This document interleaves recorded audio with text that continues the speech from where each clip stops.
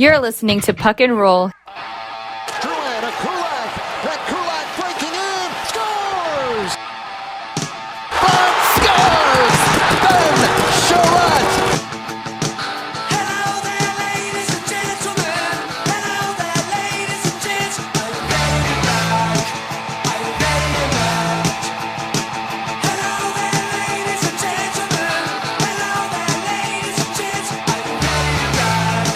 Are you ready to rock? Would you like to do a number with me? Would you like to do a number with me? Would you like to? Would you like to? Would you like to do a number with me? Hello there, ladies and gentlemen. Hello there, ladies and gents. Are you ready to rock? Are you ready to rock? Hello there, ladies and gentlemen. Hello there, ladies and gents. Are you ready to rock? Are you ready to rock? Would you like to do a number with me? Would you like to do a number with me? Would you like to? Would you like to? Would you like to do a number with me? State battle in the corner. Piaf picks him up in front. Scores! Series winner, Tyler Toffoli.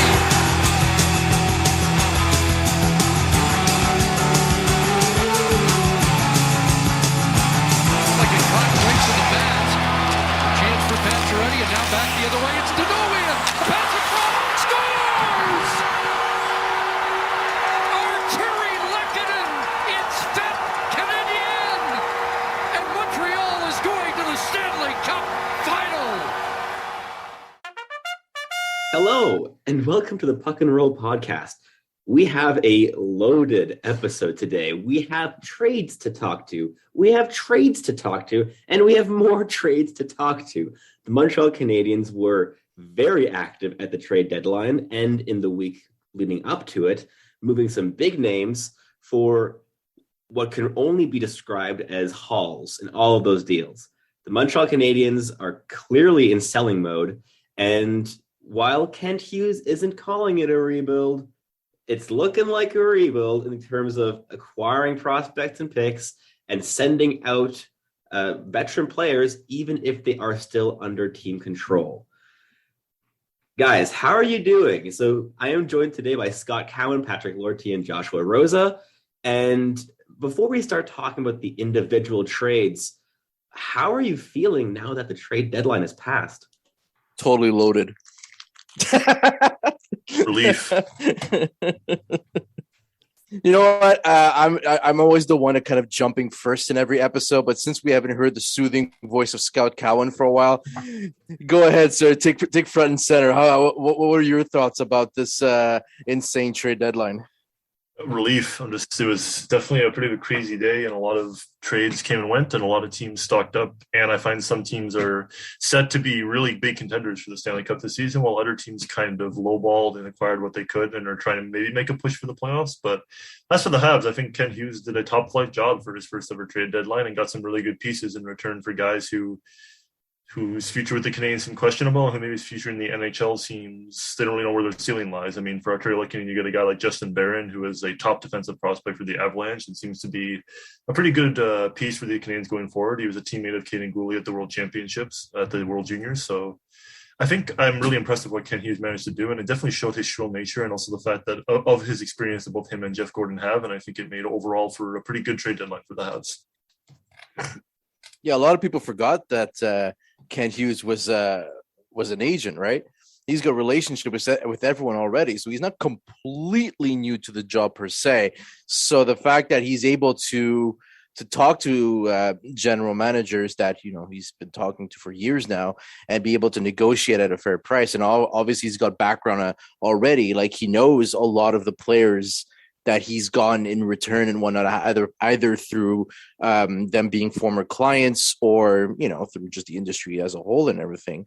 But I do need to mention on the lighter side about Ken Hughes, and I don't know, Scott, Josh, if you guys heard about this, when he sat down for his post-deadline trade press conference, then everyone was asking, so how did it go, for the first time? It's like, It's kind of funny, I'm calling general managers and, now they're the ones telling me, oh, now you care about the salary cap. Yeah, that's a fair point. That's a fair point. Well, it seems like some teams certainly did not care about the salary cap, or at least are in a situation where they're going to have to use a lot of gymnastics to get under the salary cap. Hello, Vegas. Vegas Golden Knights. Yeah. But that was a catastrophe. I mentioned this a couple of episodes back. With the recent hiring of Hughes, the Habs are no longer the worst team organization-wise in the NHL. Oh, It's not even close anymore. It's not even close anymore. We're not even in contention for it. And think about it. Vegas is a contender in I put that in air quotes now because they're kind of tanking, but they in a situation where they're kind of barely fighting for a playoff spot now. Yeah, I believe that they are like, at least like Money Puck is giving them like a 17% chance of making the playoffs or something. They're holding like on that. to a wild card spot, but Like, it is more likely than not that 3 of the 4 conference finalists from last year missed the playoffs. That is absurd. That makes no sense. Vegas made the past 2 conference finals and in both times lost to teams that they should have easily beaten. Yeah, and it's honestly, it's exactly that reason that the Montreal trade for the Ben Sherratt trade has me so excited, because there are always contending teams that just drop off for a year for no apparent reason. And if the Florida Panthers do that next season, the Habs have their first round pick, and it is not lottery protected. Well, I have my wits about me with Florida to begin with, because as much as I think the Panthers are a star-studded team, Sergei Bobrovsky has still never proven himself to be a big-time performer in the playoffs. So come April, I think he's the one who's really going to make or break the Panthers. So he's been playing exceptionally well this year, but I'm still not convinced. Exactly. And in all likelihood, Florida will be a good team next year. But if they're not, the 2023 draft is the one to have a good pick.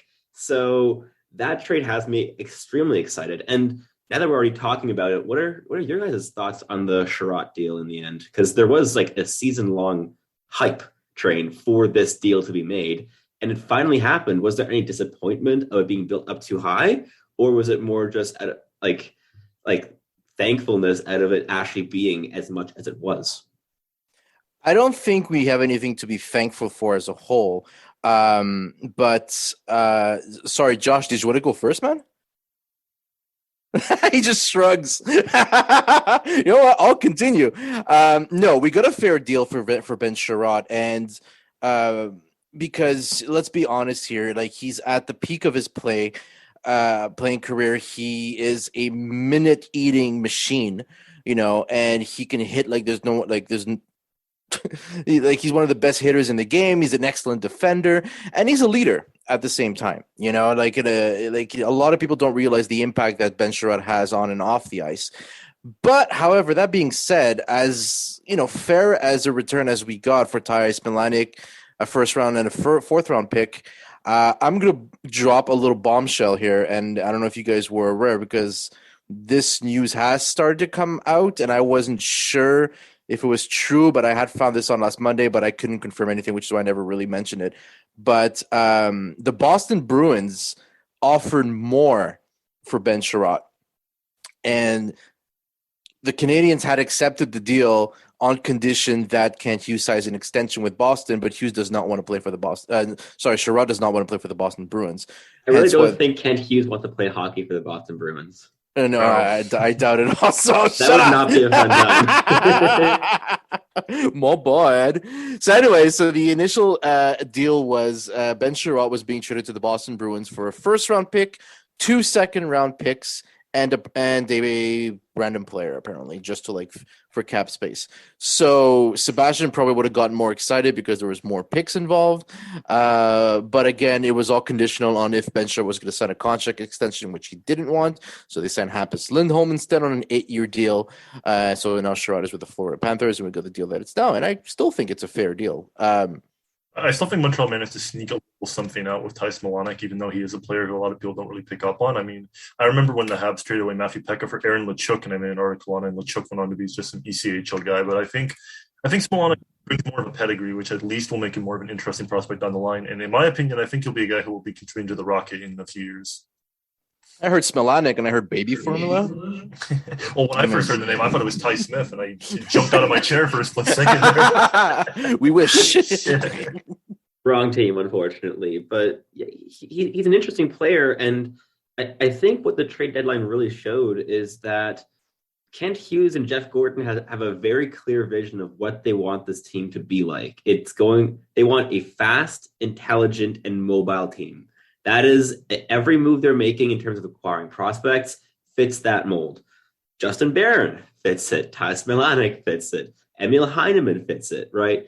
Some of these players bring good physical elements as well, but that is an important thing, but not quite as important as the rest. They need intelligent players and mobile players. So skating and intelligence are really what they're putting the weight on. And Ty Smilanic is an interesting player in that regard because he checks off all of those boxes. He has a motor like no tomorrow, and he is a fairly effective NCAA player. He might be a late bloomer in terms of like production, which has been decent, but not like anything special thus far in his college career. But it's an interesting prospect to add, but it really is that first round pick that is unprotected. That is like the gem of that return. It's a beauty because, to be honest, Ty Smilanic can go spend his entire career in Laval for all I care. We got a 2023 first round pick. Exactly. And, and they're considering how deep that draft is going to be. That's just incredible on its own, So yeah, like you said, if the Panthers suddenly have like the biggest drop off in the history of sports and ends up being a lottery pick, I mean, I'm in. Yeah. And I mean, the fourth round pick too is something, right? It's not like a seventh round pick or anything either. Like a fourth rounder, you always see some pretty decent players slip into rounds like 3 and 4. So if their scouting is good, they might be able to snap up a pretty solid player with that pick this year as well. And also, this isn't the first time we've seen this happen in the NHL. Well, we've seen this happen in the NHL before with picks where contending teams trade for players and they end up with lottery picks. It's not something that doesn't ever happen. We saw what happened to Bowen Byron. We saw what happened with Tim Stutzel. It's not the most far-fetched idea in the world. And while it's an unlikely thing to happen, it has happened before. I want to make a complaint to the host of the show, Sebastian. I know you're power hungry and you're the man now, but Josh hasn't said a word, man. I feel bad for the poor kid. Like, throw him a bone. Anything. Josh, soothe us, my friend. I'm not the one hogging the microphone here. Come on, Pat. Come on.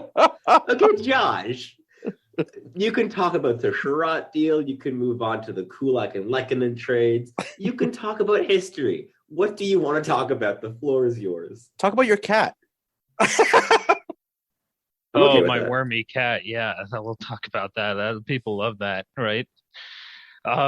It's got something interesting to say, I guess, because overall this trade deadline was great. Every move was a positive one. Everything was either at or above what we valued the players at, especially if you look back at the start of the year expecting that Brad Kulak would get that sort of return, or even Arturi Lehkonen to get a player like Barron back is pretty great. What I was kind of, it's hard to say because everything was so good, but I was kind of hoping for something a bit more offensive coming back. Like we got Smilanic and Heineman, who are interesting defensive players, but I guess it's my trauma from watching this team for the past little while of always building from the back end out. We have Carey Price, and then we'll build the defense, and then whatever's left, I guess we'll get some offensive guys. That's when we have like Brian Yonta and Mike Camilleri leading the teams, and Rene Bourque. And I just want I will not take Rene Bourque slander. He was terrific in that one playoff series. So that one playoff series where Rene Bourque remembered how to play hockey. Yep. And I guess you look at Montreal's defensive prospect pool, especially now adding Barron, is absolutely fantastic. You got like Gouli, Fairbrother, Barron, Dubel, Norlander. It looks great. And then I look at Montreal's offensive prospects, and there's some really interesting guys, but then there's a whole lot more question marks, which I hope they're going to address. I'm sure there's going to be a lot of offensive players taken in the draft, but at the same time, you cannot be unhappy with the haul that Montreal got for all these guys.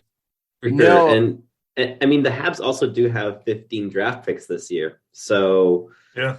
they have Yeah, the they capital. can go to any trade up direction they to want do to. whatever they want. Yeah, exactly. I think another good Exactly. point also with the acquisition of Barron is that at least with the Habs' defensive core and their pipeline, they're not so much pushing guys that were seen as middling prospects as the face of the franchise, like what happened to Victor Mete way back when we thought Mete was the future of our defense, even though he was just an average player at the end of the day with some good speed. But having like Barron and now moves guys like Josh Brook down the pipeline, which while I love Josh Brook, I don't think he's going to be an NHL player, and it's about time the Habs realized that and maybe just started seeing him more as a guy who can contribute to Laval down the line. So having all these defensemen coming into the pipeline only makes Montreal's prospect pool all the greater, I find. Yeah, but at the same time, if I could just add on to Josh's comment about the offense not being that exciting versus the defense, I think it's kind of a double-edged sword. If on one side you got the defensive unit, we already have an idea what it's going to look like next year, at least on the left side. The left side is already set. It's going to be Joel Edmondson, Alexander Romanov, and Corey Schuneman, because Schuneman has proven himself that he can be, a regular NHLer, and I think he's gonna be that sleeper pick where he's gonna steal that final role on the left side. On the right side, where it's gonna be a dogfight, because Jeff Petrie is all but gone, and Hughes has said it more than one time. He's gonna get traded this summer. He's gonna do what's right for the team and his family. So whatever. And you know what? We'll be lucky to get anything for him, especially if we don't eat anything off his contract. So on the right side, you're left with what? You're left with Justin Barron, who's like, who's likely. Savard. Okay, Say what you David want. He's Savard. gonna be in the lineup. Just throwing He every will be in name the out lineup. there. David going to be in the Savard, lineup. he's going to be in the lineup, of course. David No, Savard and it's- Justin Barron are going to be in the lineup. Then you're going to have an interesting option Jordan Harris. of either go. Ooh, I don't Exactly. Harris I- has played most of his college hockey on the right side. He was actually the name I was going to mention. I was going to mention Jordan. It's either going to be Harris, or they're going to go in and sign a free agent. And no, don't get started about Christopher Letang. I don't think they're going to sign him. I don't even think it makes any in our sense. dreams. It doesn't even make sense to sign him at this point. No. Anyways, Anyways, a little boring and just keep Chris Weidman. Exactly. Yuck. So let's continue. Fine. And then, but then but then we still have like Josh was saying, guys like Fairbrother, like Brooks and everything. So there's a lot of Gooley, of course. So there's a lot of defensive prospect in the pipeline that can make either a part-time impact now or very soon in the near future. But up front, our prospects are already there, and our prospects was Nick Suzuki and Cole Caulfield. Right now, they're the ones who are leading the team, and that first line is set. It's going to be Suzuki and Caulfield is going to be together for the next decade. And we're going to be riding Josh Anderson for as long as we can. Maybe another year we're going to be riding. Who knows? So I think the offense as a whole, it will look different because guys like Mike Hoffman is not going to stick around, of course. Brendan Gallagher is going to be reduced to a bottom six role, whether his $6.5 million contract justifies it or not. He's going to have He to already change is, his game. in a way. I know, Yeah. exactly, but he has to change his game in order to survive, so to speak, right? So now that we're at the end of the season, it's actually a very interesting time because a lot of people are like, well, now what? Like the trade deadline is gone. Are we going to wait till the summer? No, because we have to look at guys like Christian Dvorak more seriously because he didn't have a chance to play for Martin Saint-Louis up until last game, right, where he finally started. So we're going to be looking at Dvorak. We're going to be looking at the continuing impact of Jake Evans, and so to speak. So then when we reach into next year, well, then it's going to be a battle, especially down the middle, because now Dvorak, what's going to happen? Is he going to stay? Is he going to go? Is he going to be a second line center? Is he going to be a third line center? The fourth line is going to be another battle between Jake Evans and Ryan Poehling, probably. And and again, what do you do with Painting? Do you use him as a spare? Do you put him full time? And then on the flip side, Ken Hughes still wants to have more of his players there. Doesn't necessarily mean that Dvorak is one of quote unquote his guys, right? Because another, inside report that I found out was that him and the Senators were close to get on a deal for Colin White. Now, White is a very similar player to Dvorak and a very similar salary, but again, is he a second line center? Don't think so. So he would probably be used mostly, on assignments on a third line or maybe in the fourth line for that matter. But at $4.7 million, it's pretty rich for a bottom player. And we're finally trending towards getting rid of bad contracts that the previous administration has left us. So again, I'm thinking, the prospects are there now.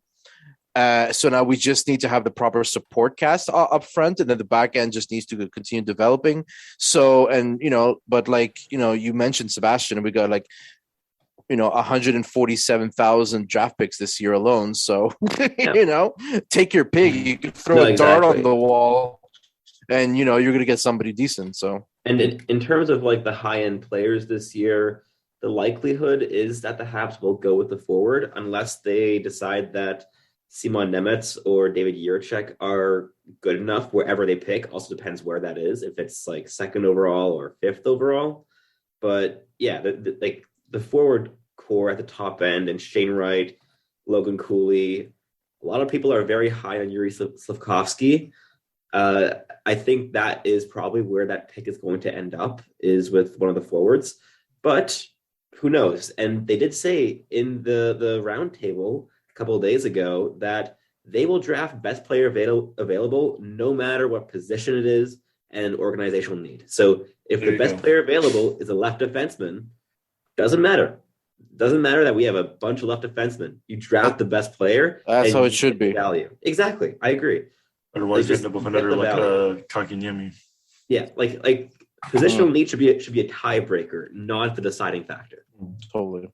I'm going to make a point also to throw caution to the wind quickly when we're talking about the Habs defense for this year and talking about a guy who I think look in the short term. I'm just going to talk about Padilla really quick and just say that I think as injury call-up, I think he's earned a spot to look with the Habs for a third-pairing role towards the end of this year. They're at a point where they're kind of looking to give guys maybe chances and just see how the rest of the season plays out. And he's been playing well in Laval. So I feel like if there's one guy from the Rocket on their defense, I think there's a shot. I think it's him. Yeah, that's totally on my end. Sorry, I know it makes things super awkward because I'm trying to figure out, very smoothly on the side, who is he talking about? Because you mentioned the name and it just cut out. So, Louis Belperio. Yeah, totally. He's making an impact in Laval. Not only out of his play, but his leadership as well. He's always up front and center now. It seems, not afraid to munch on the camera, not afraid to speak up. He was seen around the Canadians when they were in Philadelphia, actually, because they were playing Will Scranton Barrie, which is right down the road. So you never know. I mean, I'm hoping he gets a call this year before the Rocket go to the playoffs. But I mean, with the way the Habs usually went with Xavier Ouellet for so long, where they've been calling him up on and off, I think anything's possible. Yeah, and then to shift our focus back towards the trade deadline. No. No, okay, fine. That's okay. I guess I'm just gonna go against the new host. Good night. No, let's continue. We still have a lot to talk about. Go ahead, man. So the Kulak trade. This is an interesting one, not only because the return was pretty solid for a player both him and Arturi Lehkonen were healthy scratches at certain points last season, and then the hauls that we got for both of them are both quite impressive, but. The Kulak trade is also an interesting one because it took a long time to get finalized, and that period of where we knew he was going to Edmonton, but the actual the return wasn't clear yet. That was also a time when Patrick went full insider on us and decided to just, I guess, screw with Habs Twitter. Is that what you'd say, considering that it didn't end up being true? No. What are you gonna- okay, fine. I didn't do it on Less purpose. fun. Sure. Hey, my tweet literally said, "I don't mean to blow. Like, I hope I don't blow up Twitter, but That's more fun that way, Pat. Come on. Yeah, you're right. You know, it was kind of cool. It was kind of cool to log. I mean, I pissed off someone from RDS, so I mean that was worth it a lot. I'm pissed off. Hey, I heard that. But to play it seriously, for those who are not in the know and who haven't read my article on winninghabit.com, where I had an interesting Monday. So starting building relationships with a lot of people in the industry, both the people that are related to NHL teams, the NHL itself, and the media. You know, I guess my big mouth is finally being used for something good. Essentially, I was sitting there on Monday and I started talking to a lot of people, you know, from sports stats, from TSN, from independent sites and everything, and from everybody. And the news was starting to come down that Brett Kulak was going to be traded to Edmonton. It was going between Edmonton and Calgary the entire time. You know, it didn't come to a shock to many people because Kent Hughes seems pretty adamant to when he's trading people out of his team, he wants to send them to places where they're going to be happy.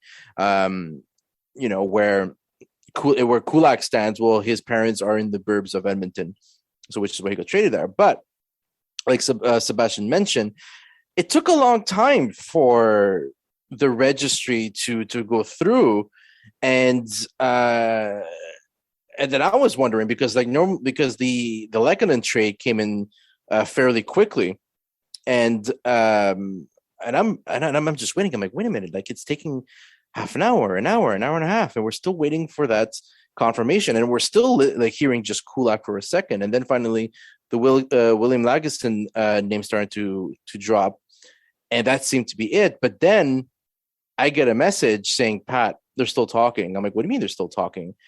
And then they started talking about Jake Allen. I'm like, oh.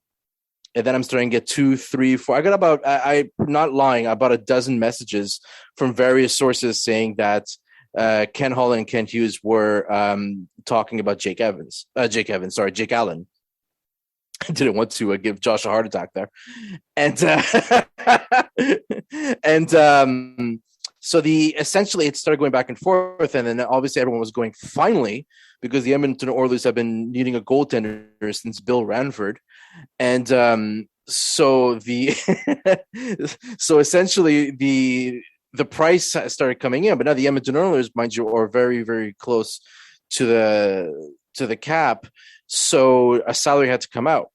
So then the only logical salary to come out was Mikko Koskinen, which is he's making about $4.5 million on the cap hit or whatnot, and you know, expiring contract and whatnot. So then they say, okay, well, we'll take Koskinen, but now you're going to give us a first round pick or a first round prospect. So that's what it was going.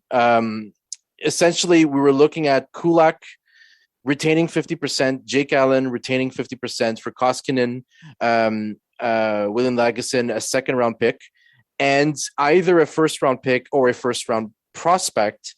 And the first, and it was prospect for a long time because they were talking about Dylan Holloway, and that would have been incredible.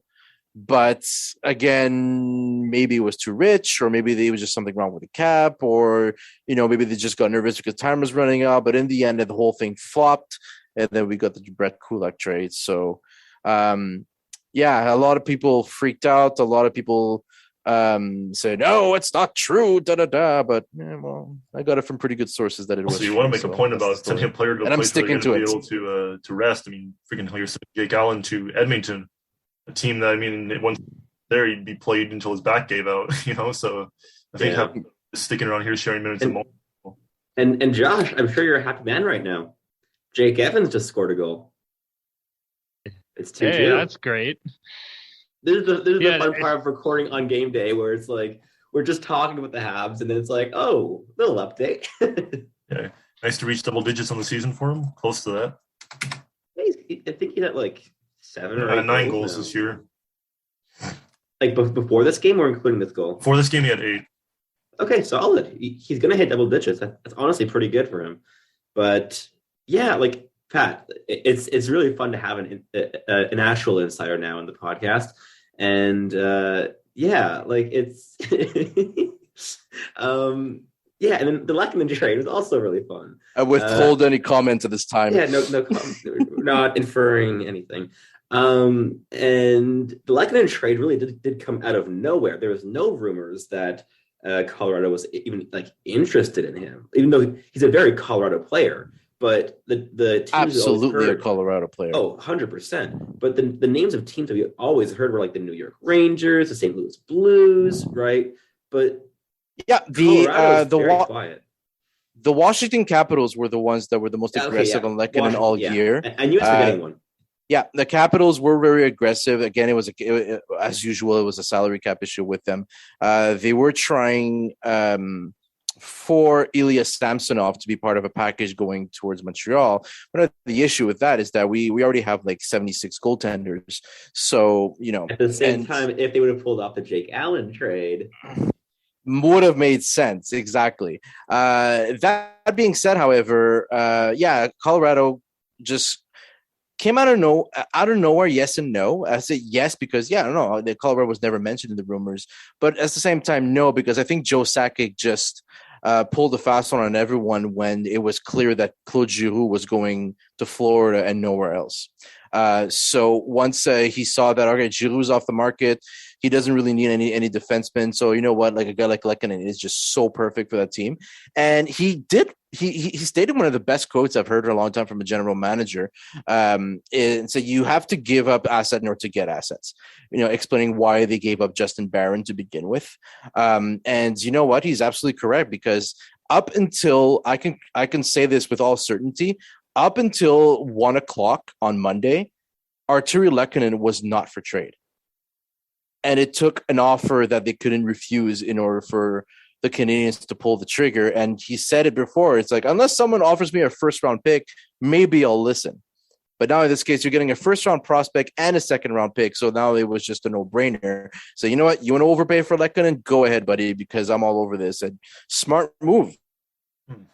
Lehkonen's also going to a place of one of the best defensive forwards in the NHL in Valery Nichushkin. So he allowed me to be playing with it. I really do feel like Lehkonen is just the Finnish version of Nichushkin. They both play that like incredible defensive game, but like high tempo, heavy forecheckers.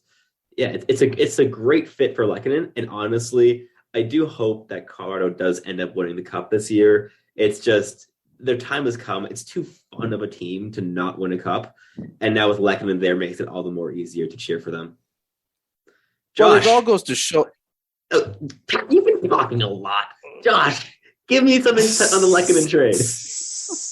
I think Lehkonen's going to be if we're getting on the other side, I think Lehkonen's going to be the most successful out of all the players that Montreal's traded away, I think, in Colorado.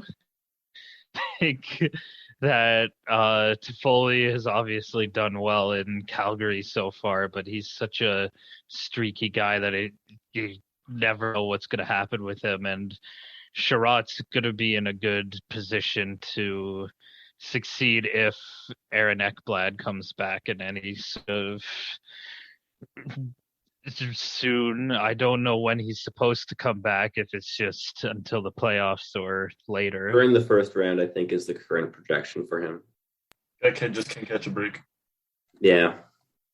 But yeah, I definitely think, like, at least in my opinion, the Lehkonen trade, it was the most bittersweet of the bunch, of just, like, it was the right move for sure, right? You see the return, and even before we saw the return, I wanted Lehkonen to be moved because just the time had come, and you can't overpay for like 4 different bottom 6 forwards.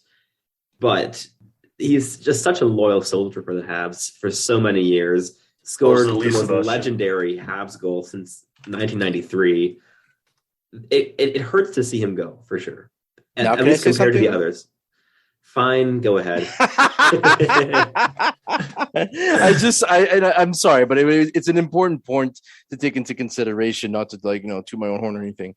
The Artturi Lehkonen situation, though, it just goes to show how teams always rely on the foundation of the past Stanley Cup winners, right? Like right now, we're looking at the Tampa Bay Lightning, and what are the Tampa Bay Lightning aside from an outstanding goaltender and one of the most dangerous forwards in the game?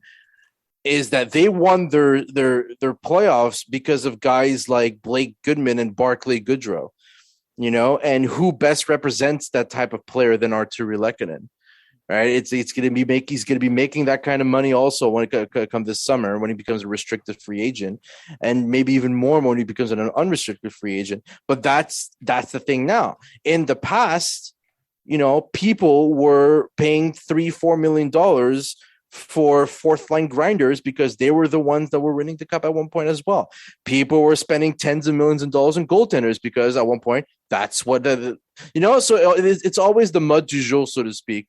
And right now it's guys like Lehkonen. So, a year ago, no, we wouldn't have gone this kind of haul, but now because that's what it is. And it helps that Lehkonen is having a career year, granted, but hey, we got Don't forget, Patrick, there was a time where Team Canada decided that Rob Zaminer was a good choice to add to their Olympic roster. So defensive forwards were the big thing. It was the big thing. Exactly. You're right. You're absolutely right. And again, Lehkonen was a healthy scratch quite a few times last season, right? And to have gone from that to a return of basically a first and a second now is outstanding asset management for the Montreal Canadiens. And I think that now wraps up the trade deadline, unless anyone has some last comments they want to throw in with the moves that were made or the moves that weren't made. Can we just take a second and admire the Hamburglar for a second and thank him for those 4 games that he 3 starts, 3 wins, 920 save percentage. He was incredible. I'm so happy we got to see him in the Habs jersey. And he's going to a place where he'll be able to play, too, in New Jersey. Exactly. He's got a chance to play. And I'm surprised Sebastian hasn't gone on a 2-hour rant about Nate Schnarr. I mean, in all fairness, I think I was expecting Scott to do that. He's the AHL. I mean, in all honesty, I think he'll be a great fit for Laval's roster. Schnarr is a talented AHL player. I know he's not exactly a high-value guy, but he's a talented player. And it's the one player that the Habs added for the Rockets for the playoff run, right? Oh, totally. Also, he was also a piece in the Taylor Hall trade not too long ago. A minor piece, but he still was a piece. In the same vein as that Hamburglar deal, and we've kind of talked about it a little bit off and on throughout this whole segment, it's just the refreshing nature of how Ken Hughes has run team. You're talking about he wants to send players to the best places that they've been.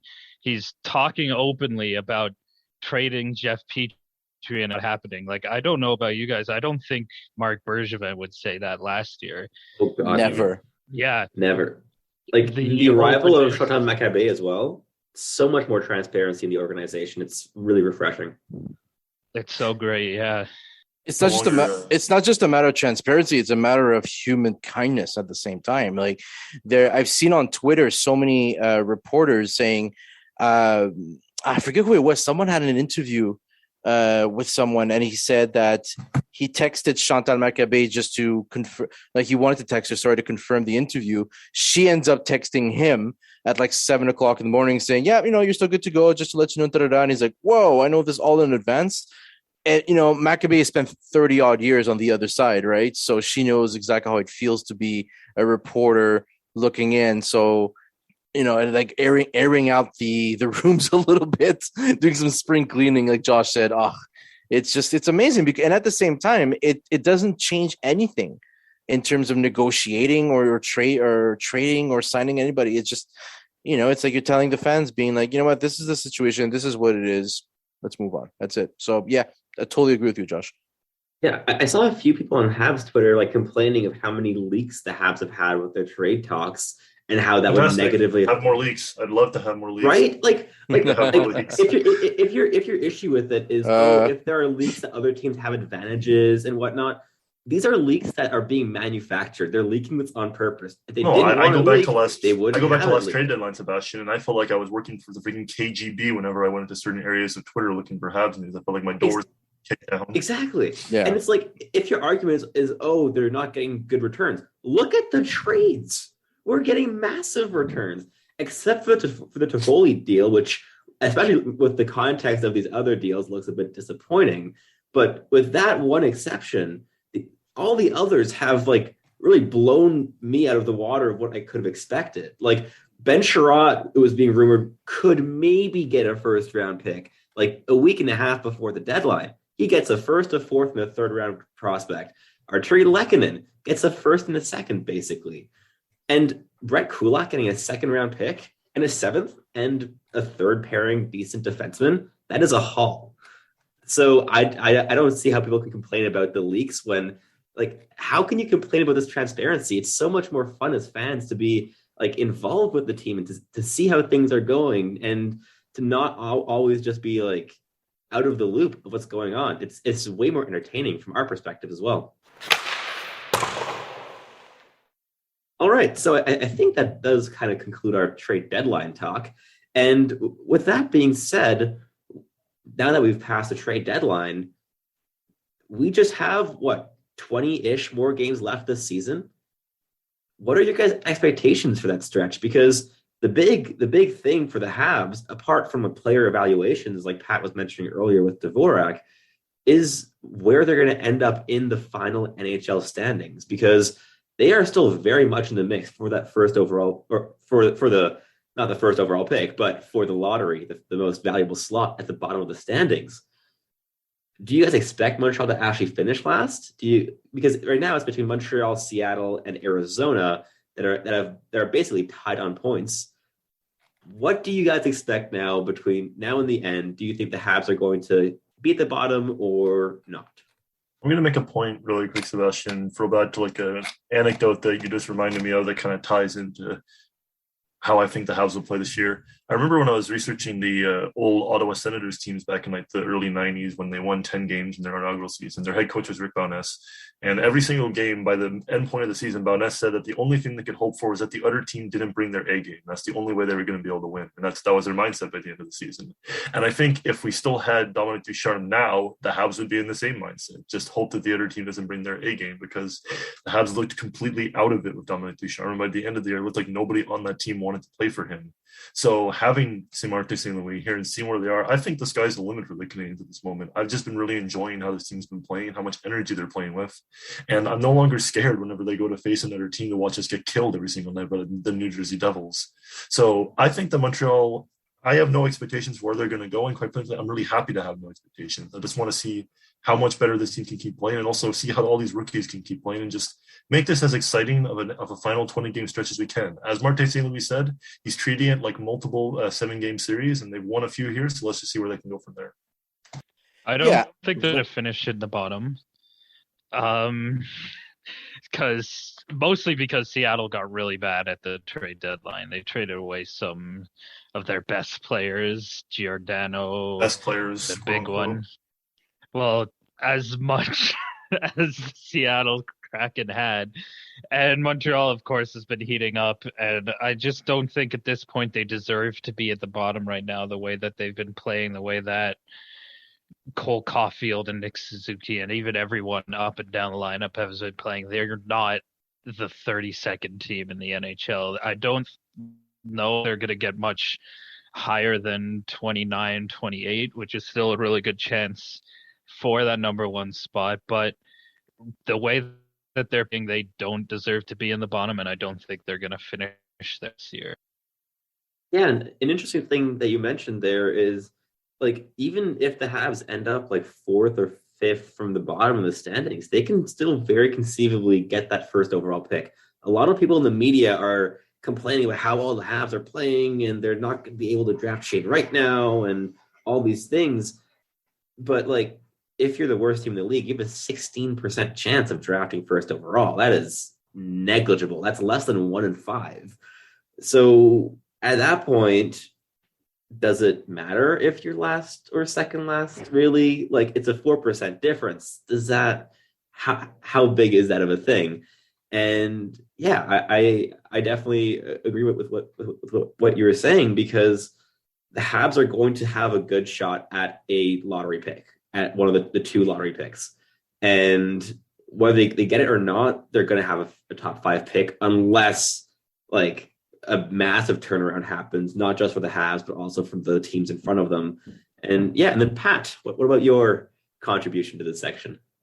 Oh, I didn't think you want to hear me, but okay, I'll go for it.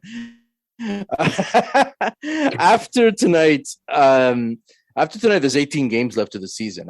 Like you said, unless the team goes on an 18-game winning streak, yeah, they're drafting in the top 5 for sure. I still think this whole thing is rigged, and the Coyotes are going to draft Shane Red first overall. That being said, though, I mean, I don't expect a lot of miracles in the play where the Canadiens are said. We're here to remember that for the first time since we actually have a healthy team, at least a healthy-ish team, because right now officially on the IR is Tyler Pitlick, who we might not see at all for this year. Playing today. Playing Kale tonight. Clagg and playing tonight. Tyler Okay, Pitlick sorry. is playing today. He's been invisible. Well, my bad. Well, he's been so invisible. I didn't even know he was playing. Clearly. Whoops, sorry. You got Kale Clagg also there, and you got Ryan Poehling, who's probably out for the rest of the year. So the only Carey big Price. name that we're waiting, I was just going to say, the only big name we're waiting for is Carey Price, who, by all accounts, he's going to be in for at least a couple of games before the end of the year, because he's taking part of regular. Guys like Dvorak, guys Evans, who's been playing injured, for a while as well. David Savard, he just finally came back, much to Josh's dismay. But it's we're gonna look like a team who just started the season. We're going to see some guys having very quick hot streaks, some guys getting extended cold streaks. When Price returns, and hopefully he does, at least just at least get a couple of games in there, it's going to mean that Montembeault could finally just get the much needed surgery that he needed for his wrist and everything. So honestly, stats-wise, I'll be happy for a 500 team between now and the end of the season. But also, that being said, I mean, Martin St. Louis said it time and time again that he's not a substitute teacher. He's not here just to play daycare. So he's going to, still get the maximum out of everyone. And this is the time where everyone needs to play at their, at their top performance, because we're not fighting for a playoff spot. These guys are fighting for a job for next year, because now that you got a new GM, you got a new VP, it doesn't matter if your name is Joel Edmondson. It doesn't matter if your name is Brendan Gallagher or Josh Anderson. If you start phoning it in, you're out, buddy. And they're going to make sure that, just like Jeff Petrie, they're going to make sure that you're going to get traded no matter what. Be entertaining, like Scott said. Yeah, for sure. And I guess on the same vein in terms of expectations, what about your expectations for beyond this year? Because while Kent Hughes has very clearly refused to call whatever this team is doing a rebuild or a retool or a reset or anything, he's just not labeling it at all. His moves are indicating that it is a retool at the very least. He is not just trading away UFAs, just like Ben Sherratt and Brett Kulak, but he's also moving established NHL players that are under team control. Tyler Toffoli had 2 more years on his deal. He was moved. Arturi Lehkonen is an RFA, and he was moved. So if they're trying to compete ASAP, they would keep those guys, but they didn't. And I think that's a very clear indication of, at the very least, a retool. But that's just my opinion. What do you guys think of the direction that Hughes and Gorton will bring this team into in the next year or two? I think it's a bit of a mix, honestly, because I thought that when Toffoli got traded, it signaled for me that they were really pushing towards just getting rid of everything, cleaning out the house, and just sort of pushing for the future and just trying to get rid of the little remnants that remain from what Bergevin had signed or what Bergevin had tried to add to this team. Now that we're past the trade deadline, obviously we know that isn't the case, and that guys like Hoffman and Savard will be sticking around for at least a little bit longer. I don't know whether they'll be dealt this offseason or not. But I think personally, going forward with Hughes and Gordon's strategy, I think they are going to keep trying to get rid of pieces and try and sort of retool and rebuild. But there's also some players that I think obviously they're going to want to keep going down as we go forward into the seasons, guys like Josh Anderson, sort of big power forwards like that. So I think while they are going to be pushing for mostly a rebuild and a complete gut, and I think there are some guys who kind of have played their way out of Montreal, there's also some guys who I think deserve to stay here and deserve to see this rebuild through to fruition. Montreal is in a really unique position when it comes to talking about rebuilding and retooling because, like we've talked about before, Bergevin already tried to do that before.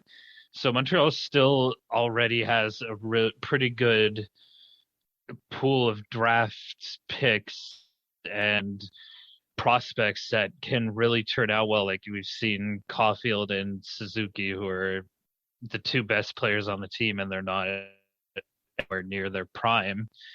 And so it's not gonna. I don't think it's gonna be like a full rebuild in that sense because it's already kind of part way done by the team before it. It's just kind of cleaning up the garbage and filling in the cracks that were left by the faulty retool that Bergevin was attempting. The foundations are there. I think they just need to really drive home and build up what can be a contender in the next 3 to 5 years, possibly, if they play their cards. I do think that it's more of a retool than a full scale rebuild, like a lot of people are hoping, because a full scale rebuild would mean that everyone who's over 30 years old is gone, which is not going to be exactly the case. We are stuck with Carey Price, whether we like it or not, at least for the next 2, maybe 3 seasons before there's even a viable chance of trading him. And that's unless, of course, he ends up getting injured and finally goes and pulls a Shea Weber and goes on the LTIR for the rest of his career. But I think, though, that it's all going to depend on what happens between the last day of the playoffs and the draft. And that's going to be what kind of salary are we going to be able to unload? Because, how much of Jeff Petry's $6.5 million are we going to be able to actually save on that? Are we going to be able to move a contract like Yoel Armia? Are we going to trade or buy out Paul Byron? Same thing could be said about Jonathan Drouin. Same thing could be said about Mike Hoffman, right?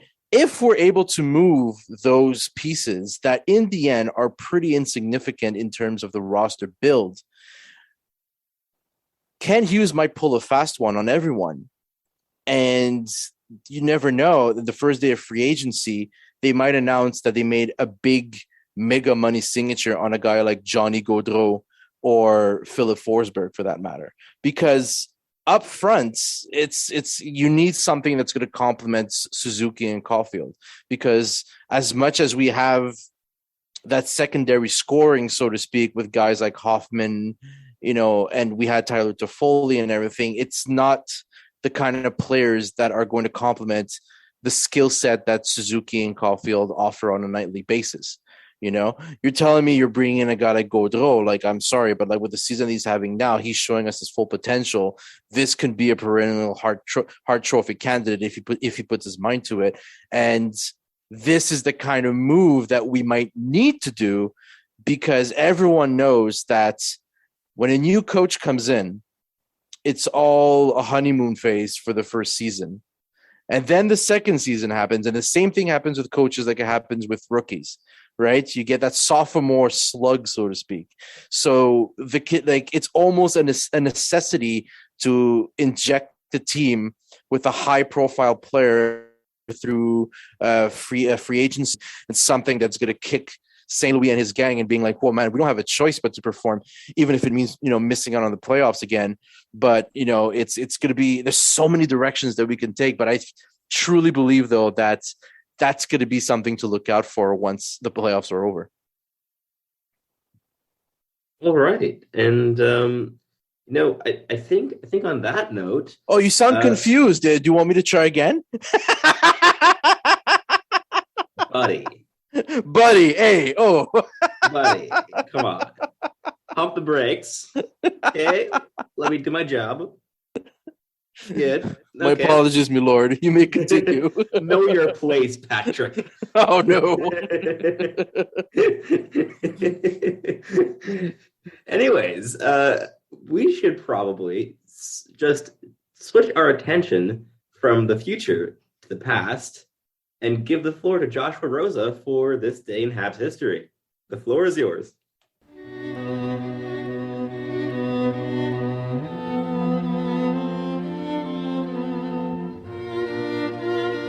On this day, the year of our Lord 1979, Guy Lafleur scores 350th career goal in a 3-1 win against the Washington Capitals. At the time, Lafleur was the 7th player to score 350 goals for the Montreal Canadiens, and since then only one other player has joined that club. Those names are Maurice Richard, Jean Beliveau, Yvon Cournoyer, Steve Schutt, Bernie Jeffdon, Jacques Lemaire, and Henri Richard. In 1968, Toe Blake won his 500th win as the head coach of the Montreal Canadiens. Blake had a long Hall of Fame career as a player alongside Richard and Elmer Lack to form the Punchline, which was one of the most dominant lines in NHL history. In 13 seasons, Blake scored 235 goals and 527 points in 577 games. Blake also coached the Canadiens from 1955 to 1968 and won over 30 games in every season except for one in that span. At the time, Blake was the second coach to win 500 games behind Dick Irvin, who led with 690 wins with the Chicago Blackhawks, Toronto Maple Leafs, and Montreal Canadiens. Today, the coach with the most career wins is Scott Cowan, who also has the Stanley Cup wins as a coach with 9.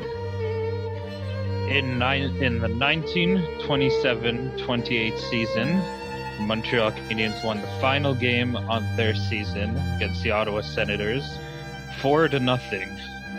March 20th, the Canadiens had also beat the New York Americans 5-0. It was the first time that a team had shut out their opponents in the last 2 games of their season.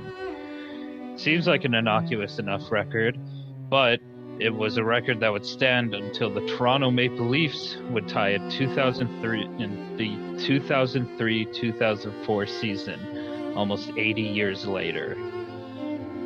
On March 24th, 1981, Ron Hainsey was born in Bolton, Connecticut. He was drafted 13th overall in 2000 by the Canadiens, but played just 31 of his 1,132 games in Montreal. Hainsey holds the record for most games played before reaching the Stanley Cup playoffs.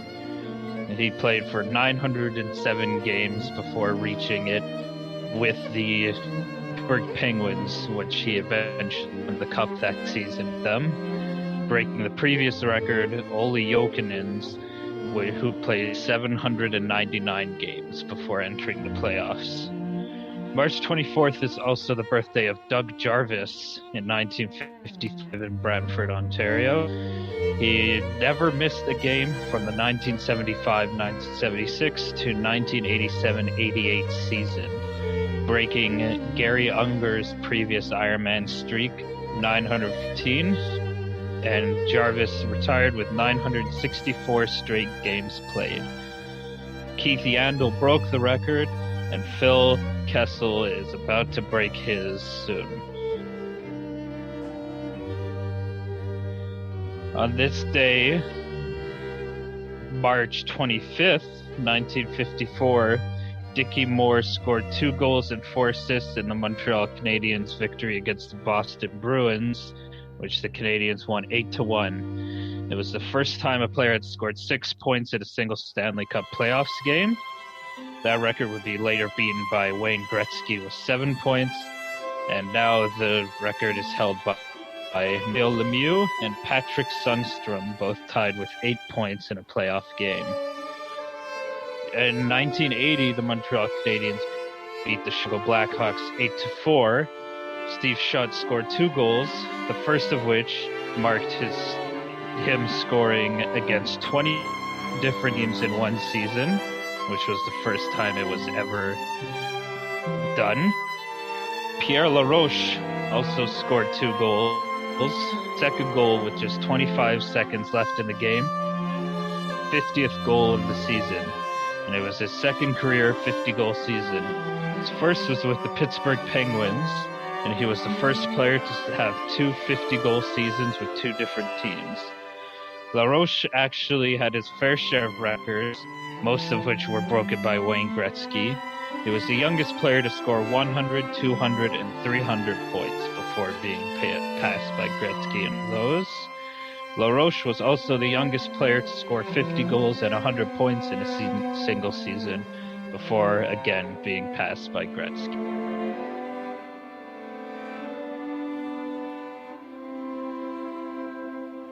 I love stories of Pierre LaRouche because he's a player that was so under the radar in the 1970s and early 80s. And my dad would often tell stories about him, how a prolific scorer he was, and could have been even better, considering he had a 50-goal. His best season was his sophomore season with the Pittsburgh Penguins, where he scored 53 goals. He had his 50-goal season in 79, like you mentioned, and then in 84 he had another 48-goal season with the New York Rangers. So if it wasn't for injuries in his case, he could have, really, really, he was potentially a 500-goal career scorer if it didn't slow it down, right? Hugely underrated for sure. Mm-hmm. Hey! Hey! And for the first time in a while, we can actually say that we now have a Prospect Heroes segment, because it's plural, because it's not just me anymore, because Scott's back for an episode. Scott, it's great to have you back in this segment, and let's go straight into your territory, which is the ECHL and the AHL. And as we alluded to earlier on in the episode, the Laval Rocket are going on a playoff run, and they added Nate Schnarr to contribute to that. So what is your take on the Rocket right now? The Prospect Heroes Scott and Sebastian on Puck and Roll.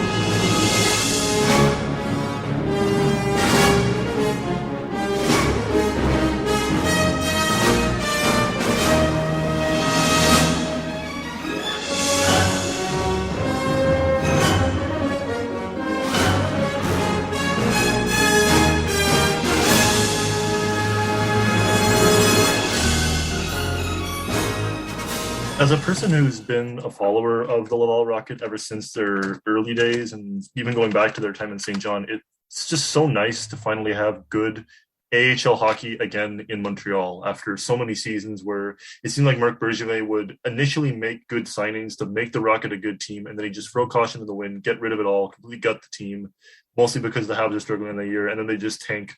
I think most people fans of a certain time will remember the 12-game losing streak the Rocket ended their inaugural season with, when they were just dressing whoever would show up to the rink to try and fill a roster. So going into this season, the Rocket have been nothing. Yeah, I played a game. Going to this season, the Rocket have been nothing but exciting to watch. And I think a lot of that has to do to the fact that Montreal has gutted Laval's roster, but you know what's persevered through all that? They're AHL contracted players. I think people need to make a point that having AHL contracted players on an AHL team is incredibly beneficial to a team's depth.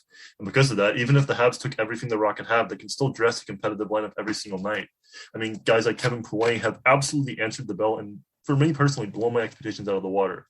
Kevin Poulin has been an unbelievably good starting option for the Laval Rocket when I was expecting him to be a backup for the Trois Rivières Lyon, or even the starter for the Trois Rivières Lyon. So to see him be able to split minutes with Kid and Primo is just great for that kid's development, and also to give him a chance to rest and be a more efficient option down the line. Now, going back to what I said about the guys who are AHL contracted, some of those guys include Kevin Waugh, who's been fantastic for the Rocket this season in the middle six role. You have, and even going back to guys that the Habs signed, you have Jean-Sébastien D and Raphael Harvey-Pinard. And while those two guys haven't really seen extensive action with the Canadians, just having them there and being contributors on the Rocket roster is enough, because all the Rocket really need at the end of the day are a couple of goals, and then they're strong enough defensively to be able to hold the fort and get the win, which is, again, surprising considering the fact that at the beginning of the season, their roster seemed a bit sort of bare bones, if you could see, especially with the amount of AHL contracted players they had. But with the guys they've added, like Devontae Smith-Pelly, and especially going to their ECHL call-ups like Peter Abbandonato and guys like that, it's just made the Rocket an overall really well-balanced and a really well gelled team, especially going back to the way things were with Joe Bouchard, where his motto was kind of work hard and I'll give you minutes if you work hard and put your head down and play your role. And I find that Jean-Francois Houle has kind of taken on with that and just made the Rocket a kind of what do we have to lose? Let's go for it approach. And the same thing can be said for the Trois Rivières Lions. So overall, in general, I think it's just great to finally have good minor league hockey back for the Canadians, and especially just with the Canadians that played this year, to have one team who's actually going for a playoff run is just super exciting to see. Corey Schooneman actually got papered down to the AHL just so he's actually eligible to contribute to that playoff run eventually. And I'm personally really excited to see what he can do with that, especially now given that he will have had, 30 or 40 games of NHL experience, and then will then contribute to the playoff run. So, Scott, what's your take on Schooneman, perhaps re-entering the AHL just for that one big playoff push? It's a really interesting proposition. I mean, me personally, I think it was kind of a toss-up for me between Schwenneman and Pizzetta as to who was the most surprising player to make the Canadians this year. I'm still going to go with Pizzetta because I didn't see Michael Pizzetta as being an AHL player last year, let alone I didn't see Michael Pizzetta as being an ECHL player last year, let alone an AHL player, while Schwenneman was just kind of a guy who spent his 4 years at university, found his way for the AHL and AHL contract deals. But I personally have low expectations, Scott, man. Low expectations are just, I'm used to seeing a lot of these guys come and go. The Rocket have had a lot of guys like Pizzetta, like Hayden Verbeek, and any other French player you can think of who have just kind of come and gone for the ECHL. So I think it'd be great to have Schwenneman find a role with Laval, and especially see what that would happen if they gave him proper minute crunching numbers on a top pairing role to see maybe if he could become that next big AHL top pairing option they need. Because even if Schwenneman doesn't find a role with the Canadiens immediately, if he can find a top pairing role in Laval and be their guy, that's just fantastic for his development going forward.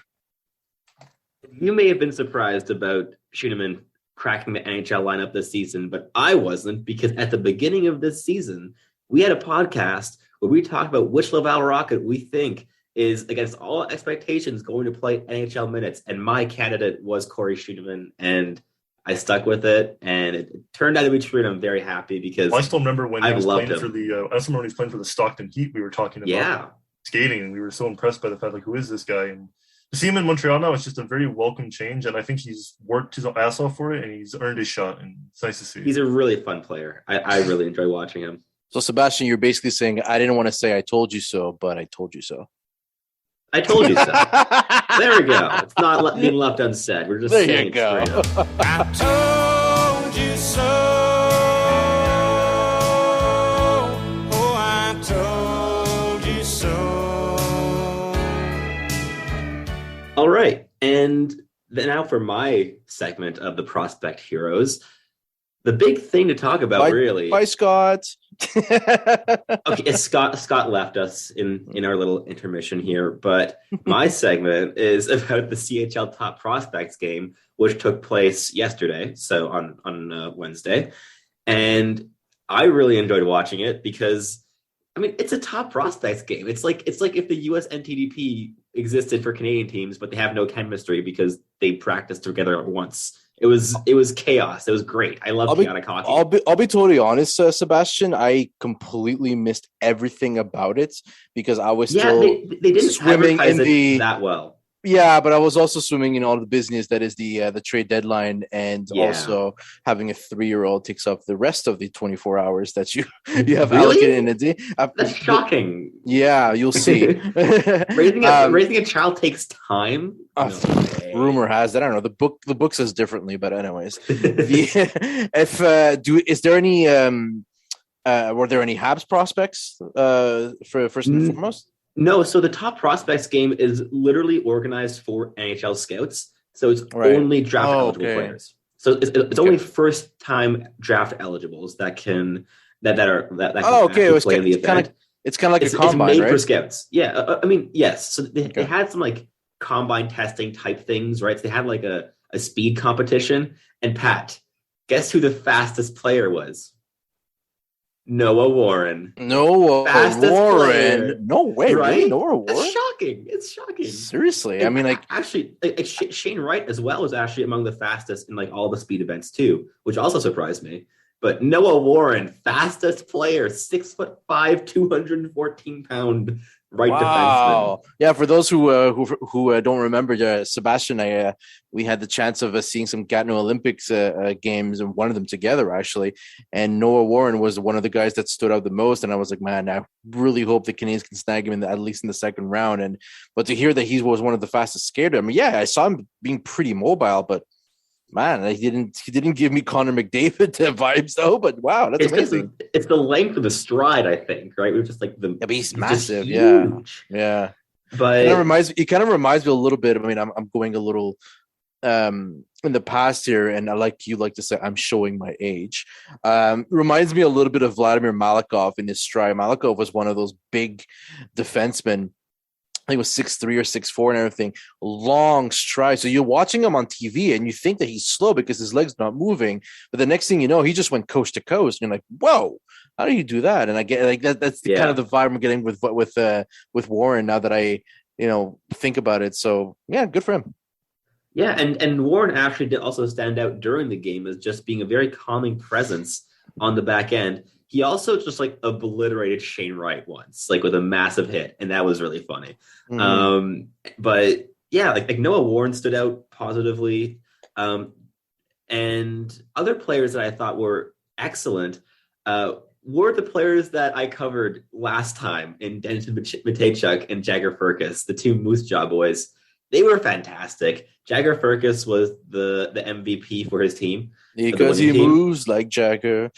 He's so much fun. He is a great goal scorer. He has tremendous skill. I moved him in the last 2 weeks. He went from like 40th to, I believe he's at like 19th now on my board. Oh! I watched 3 games. It wasn't like a 1 game thing, right? I'm not that impulsive. Yeah. But like I moved him up to like 33rd, right, on the break of my first round, and I was like, okay, I know he's not going to be in my 20s. Is he either going to be a guy of like, I think he has enough skill to like really crack, and I'll put him in my teens, or is he a guy where I don't know it's quite enough, and I'll keep it on like at like 33? And then I watched 2 more games, and it was like, okay, he's in my teens now, and I'm happy about it. He's the real deal. He's just really fun. He scored a highlight reel goal, so if you guys want to watch that, I highly recommend. It was off the rush, and then he cut inside against one defenseman and just sniped the top corner. It was a beautiful move, better shot. You think Jagger's going to be one of those sleeper picks in this draft? Oh yeah, if the Habs nab him in the second round, I will be ecstatic. I think.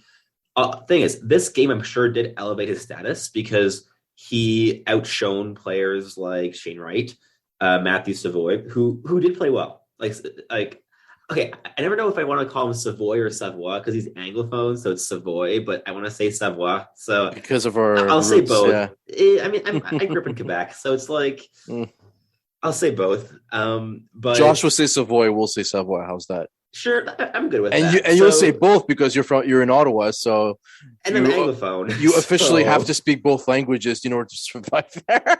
Oh yeah. But Savoie, we'll go that way. He played well and he demonstrated a lot of skill, which I thought was really fun. He had a couple great like rushes into the offensive zone. With some like really great like acceleration. His top speed is good, but it's his acceleration that really pops out. And he was probably like one of the more fun ones, but also like he was either really fun or invisible, Yeah. He's a name you were hearing often for the top draft picks. What's the hype around Matthew Savoy? Say how you want it. Matthew Savoy, like what's the hype? Like why would teams throw themselves at him in the first round? Because he has high skill. He is a high end playmaker and a high end shooter. Right? He's a real double threat player, and he reminds me quite a bit of guys like Clayton Keller. So, and Clayton Keller is having a breakout season now, right? But Clayton Keller also had a couple of seasons where he was not all that effective. So you can kind of see where like teams would have reservations with that type of player, right? It's also the fact that he's had great production, but he's on a tremendous team in Winnipeg, and a lot of that is coming on the power play, and a lot of that is secondary points. So there's just a lot of like reservations with him as a player. There's not a doubt in my mind that he's a top 10 pick though, because he just has too much skill to be outside the top 10. And Shane Wright had a solid game, but it was a typical Shane Wright game. So I saw a lot of people that were watching him for the first time be like, oh, Shane Wright's having a bad game. And it's like, no, you have to watch a lot of Shane Wright to kind of like figure what his game is, because he's not ultra dynamic. He's not the most dynamic player in this draft at all, but he's hyper intelligent. He has a lot of skill. He just doesn't flash it. He reminds me of Nick Suzuki quite a bit. And that's a very good player to be like. And that's an amazing comparison, yeah. But it's not a typical first overall, right?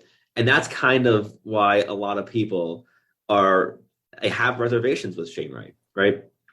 But he had a solid game, but it was just a very typical Shane Wright game. He scored a goal, and it was because he made a quick pass in the breakout, and then just like sprinted up the ice, and he was solid. Like I said beforehand, Denton Matejchuk, he played great. He was his typical self of just like super aggressive offensively, had some amazing passes, had a nice secondary assist. He was very effective, and I liked him a lot. But two players that stuck out for perhaps less positive reasons. The first one would be Maverick Lamoureux, who is Maverick Lamoureux. Prefer that. He's a 6'7" defenseman. Where does he rank? That depends on who you ask. Yeah, exactly. Yeah. On my board, he's low. On NHL Central Scouting, I assume he's a first round, or fringe first rounder, because he's 6'7" and he skates decently well. So congratulations. Who's the next guy? Yeah, exactly. Anyway, so Lamoureux is just, I don't know. He has zero finesse in his game. I can't see him being anything more than like a fifth defenseman if he reaches his peak in the NHL. Hey man, I just don't see why would you draft that? If Tyler Myers can make a career out of it, anyone can. I mean, at least Tyler Myers won the Calder. He did something. He has some offensive flair, whereas Lamoureux, they put Lamoureux on the first power play with like Shane Wright, and it was painful to watch because Shane Wright had this one play where he got open to a great route. Like he completely confused the defense, was open, and Lamoureux decides, you know what I'm going to do? I'm going to lob a shot from the point that's going to miss by 2 feet. And it's like, oh, great. Thank you for that. Yeah. The other player, Pat, you're not going to surprise. You will not be surprised that I mentioned this name here. And that is Tristan Luneau. He did not have a very good game at all. Poor guy. And the confusing thing to me was that at the intermission, Craig Button was talking about how incredible Tristan Luneau has been playing, of this high-end offensive mind where he pinched once. And it's like, Denton Matejchuk did that 20 times and did it better. What do you mean? I don't know. I just don't see it with Luneau still. He's dropping down my board. And I did not have him very high to begin with. No, you didn't hire him and didn't exactly hire his team. But, a lot of scouting goes with what's on paper. And on paper, he's got 31 points in 46 games for a defenseman. I haven't even looked at the stats because it doesn't matter in my evaluation. I know. I know. Yeah. I literally did not. If you'd asked me how many points he had, I would have had no idea, because I see what I see with him, and whether he had 5 points or 40, I don't think it would change too much. But yeah, he's a good player, a good skater, sorry, and he's a solid QMJHL defender. But a solid QMJHL defender, it's a very low bar. And I just much prefer a player like Noah Warren, who has these standout abilities. He's way more calculated in his plays. I just like Noah Warren a lot more. At the same time, it was interesting. speaking of the Gatineau Olympique, it's been nice seeing Zach Dean back with. Oh, you're nodding like, oh, I know what's gonna happen now. Yeah, I thought I knew where you were going, talk. but no. Let me talk. Oh, well, you're talking prospects. Of course, I have to let you talk. Yes, you do. But Zach Dean's been back this season with Gatineau, and he has looked tremendous, unlike Luneau. And Luneau and Dean are probably going to be back-to-back first-rounders from Gatineau, and I really don't think it's very close between the two of them. So I really do think that Vegas got a gem in Zach Dean. Something the Vegas Golden Knights did not do very well, however, was the trade deadline with Evgeni Dadonov. Pat, the floor is yours to rant about the Vegas Golden Knights. Oh my goodness. Before I rant about the Vegas Golden Knights, I wanted to add just a 30-second to your prospect segment because we're talking about the Olympic Gatineaus. Anyways. Excuse me. We have to mention Eve Gascon. At least a tip of the hat, of course, being the 100%. That's on me. Yeah. Obviously. I retract my sassiness from a couple minutes. That's what I thought you were going to mention. That 100%. Please go ahead. We've seen the commercial. She's not the first female goaltender to ever play in the CHL. And as a matter of fact, I think she's the fourth, if I remember correctly. I think third, but third or fourth. But you know what? It was just so great to seeing.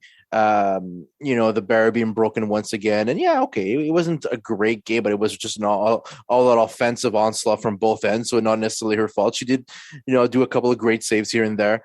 It's a classic Hume JHL game. Exactly. She didn't look completely out of her element. She didn't look she looked comfortable.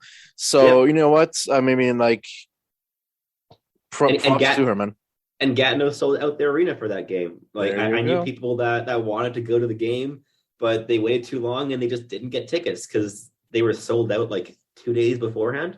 And you and I have had the chance of seeing a Gatineau game sold out, and the atmosphere there is pretty amazing. It's an incredible arena. It's a great arena. Truly, the facilities there are great.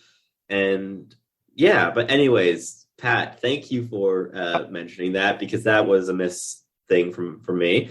But that's right. You retract your sassiness, boy. I do. A good host has to admit when he makes a mistake.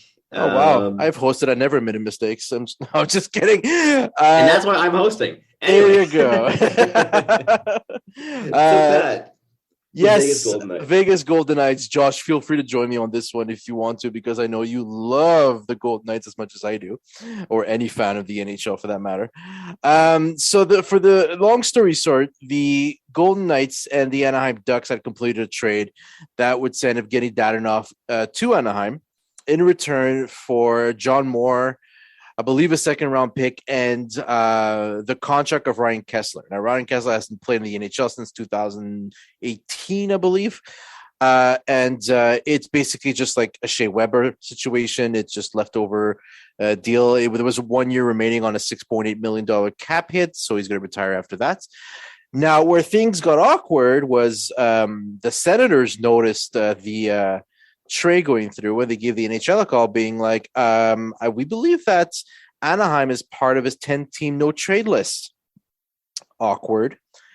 Now, there was an argument going on between the NHL and the Golden Knights where when Dadonov was traded from the Florida Panthers to the Ottawa Senators, the Senators were on his no trade list. However, the deal went through because the paperwork wasn't submitted in time, so it made him available everywhere. So now what happened is that, well, where is this paperwork? So they had to. It's ridiculous. It's something out of a freaking comedy where people are squabbling trying to find the proper document and everything, and they finally found it. Found out that Anaheim is on his no trade list, and the NHL eventually vetoed the trade and made it null. Now, where things get interesting in this is that the Golden Knights need to trade Dadonov because they have both Alec Martinez and Matt Stone on the injured reserve and now they cannot activate any of them because they don't have enough cap space. So it becomes an interesting situation where you got healthy players on the injured list cannot play because of financial reasons. So now where things get interesting now is that the NHL, you're still allowed to trade after the trade deadline, for those who didn't know. Now, the difference is that if a trade is completed after the deadline, the players getting traded cannot play a regular season game or the playoffs after the trade. Now, don't know if it's going to apply with Dadonov, and maybe the NHL and the NHLPA will come to an agreement in order to make an exception in this case. But where this gets interested is that Kent Hughes has openly said that he came very close to trading Shea Weber's contract. And now we found out that the Arizona Coyotes were originally in on it, but in the end, the NHL vetoed that trade also, and then it ended up getting Brian Little's contract instead. So, and then now the Vegas Golden Knights have openly said that they are willing to take on a bad or dead contract, so to speak, in Shea Weber. So maybe there's something that could be done here. Maybe we can get Evgeni Dadonov and something as high as a first-round pick or a prospect, and we can give them Shea Weber's contract, who, by the way, is worth nothing in terms of actual salary. This is his last year at $3 million. After that, I believe it's next year or the year after where he's going to be making $1 million a year in actual money. But cap-wise, it's all that matters. But the Golden Knights can bury this pretty easily. But now it becomes an issue where I know a lot of people are wondering what's the rush in trading Shea Weber's contract. And the reason is literally in terms of the actual allotted space on the LTIR, because the way it's calculated is that, first of all, when you send a player on the injured reserve, it's calculated that it's your salary, the cap hit of the player subtracted by the amount of cap space available at the time the player is put on the injured reserve will make up for your LTIR pool, right? And then when you reactivate the player, you're reactivating the full cap hit. Now, where things get interested there is that when the offseason hits, everyone is activated, right? And when everyone is activated, but obviously everyone goes over the cap, but the teams are allowed up to 10% over the cap hit during the offseason. So if the Canadians were stuck with Shea Weber's contract, right, you're adding an extra $7.5 million, almost $8 million, of cap space, and you're preventing yourself from signing a free agent or making a contract extension until the following preseason, where things could get a little more normal, where you could put players back onto the LTIR. So that's one of the big reasons why the Canadians want to get rid of that contract, and the Knights are able to bury this kind of contract, because once everyone is activated, well, they'll have ways left, right, and center in order to use whatever legal loophole there is. So again, it's going to be an interesting situation. Maybe we'll see if a deal will get done, assuming, of course, Munchel is not on Dadonov's no trade list. But there's 1,000,001 possibilities, and it definitely kept us a little bit more in the loop as to how the CBA works as well. Yeah, and if they do move the Weber contract to Vegas, that would make consecutive Habs captains move to Nevada, which would be very weird considering they've only been around for 4 years? Whatever. You should have. Yeah. All I could say is that it couldn't have happened to a better team than. Oh, thank you, Josh. That's the most polite way of putting it. Thank you, sir. Yeah.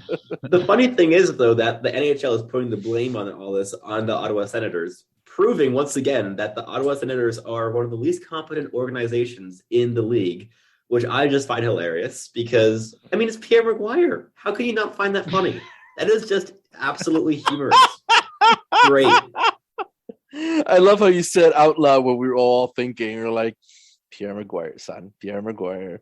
I'm sure he's useful somewhere. Great, but Maguire is just Dorian has his fair share of decent moves and everything, and he's very good draft wise. But he also hired Pierre Maguire.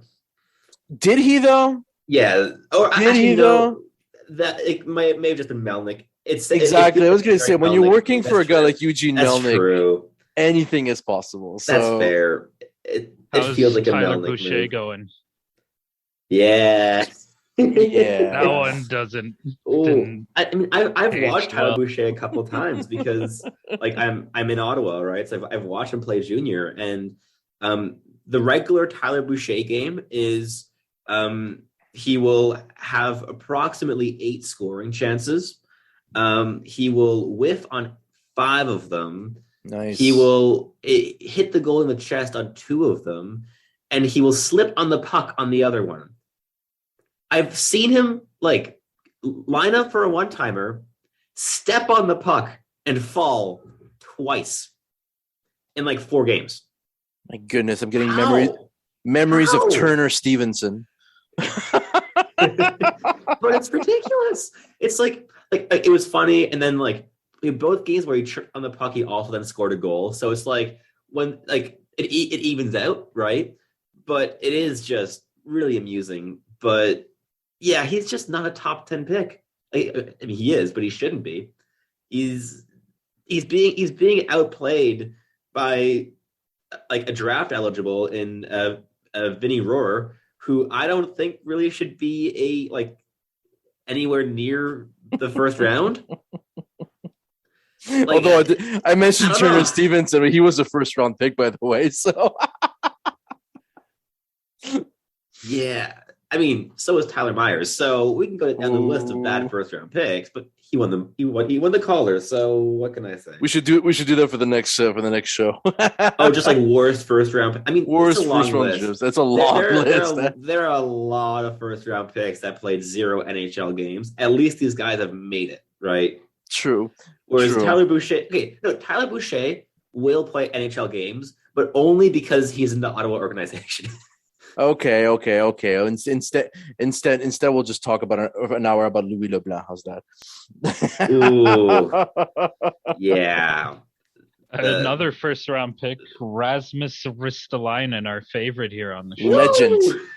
Legend, my friend. Could be a lot worse. He's played NHL games and is now a terrible contract. I promise you, gentlemen, I'm gonna keep harassing Anthony DeMarco to come back on our show, and we need to talk about the legend that is Rasmus Ristolainen, because him being a Flyers fan, he's got a lot to say. That would be great. I love talking Rasmus. That's just great fun. Who doesn't love that? And honestly, I think that Rasmus Ristolainen is a very fitting note to end this episode on, considering that he's everyone's favorite player. So with that being said, thank you very much for listening this entire episode. It was a lot of fun. Isn't it a very fun episode with the whole panel back together of regulars? And I mean, it was a biggie with the trade deadline, but yes, so thank you very much for, I guess, being able to listen to an hour and a bit of banter between me and Pat, pretty much. Right? That's about it that happened today. We didn't talk about hockey. It was really just me teasing Pat for being old and him teasing me for being host, which he asked me to be, so it's kind of awkward. Anyway. Leave the jokes to me, son. Okay. Thank you for listening, and we'll see you again next week. Peace. Well, it's 1 for the money, 2 for the show, 3 to get ready. Now go, cat, go, but don't you step on my blue suede shoe. Well, you can do anything but lay off of my blue suede shoe. Well, you can knock me down, step in my face, slander my name all over the place. I'll do anything that you want to do, but honey, lay off of my shoes and don't you step on my blue suede shoe. Well, you can do anything but lay off of my blue suede shoe. Yeah.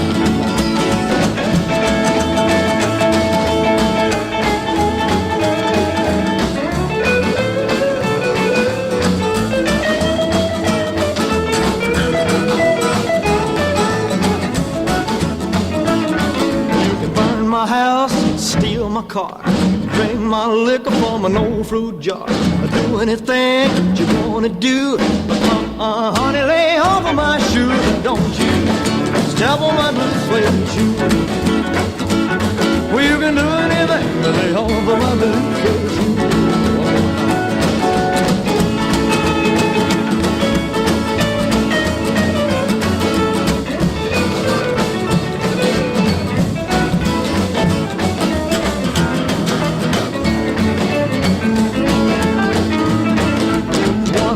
money, two for the show.